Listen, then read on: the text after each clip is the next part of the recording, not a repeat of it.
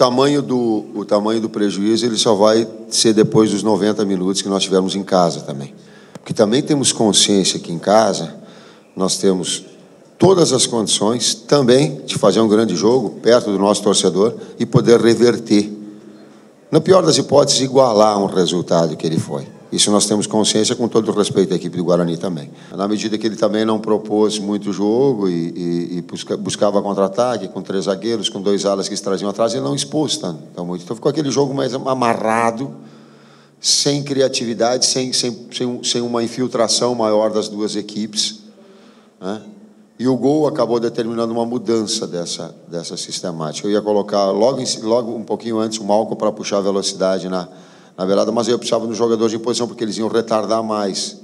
Segurei o Luciano ainda estava sentindo ainda um desconforto na perna. Depois ficou fazendo as modificações para ter efetividade, para ter a bola aérea, para ter um jogador junto com o Guerreiro para puxar uma conclusão. Essa foi a ideia.